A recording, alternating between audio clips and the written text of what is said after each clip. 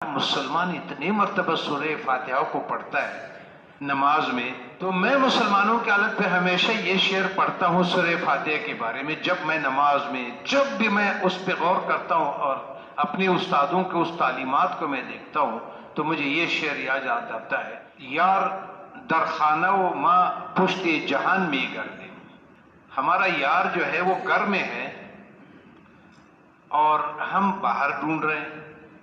وآب در کوزہ و ما تشنہ لبان میں گردے. پانی مٹکے میں ہمارے پاس موجود ہے اور ہم لوگ تشنہ لبان میں گردے. ہمارے ہونٹ سوکھے ہوئے ہیں پیاس سے اور پانی موجود ہے مٹکے میں. خدا کی قسم اس کے معنویات سے اتنا مسلمان ہم جیسے لوگ اتنا دور ہے، اور اس کے اندر کیا پڑا ہوا ہے. رسول کریم صلی اللہ علیہ وسلم نے فرمایا: اس ذات کی قسم،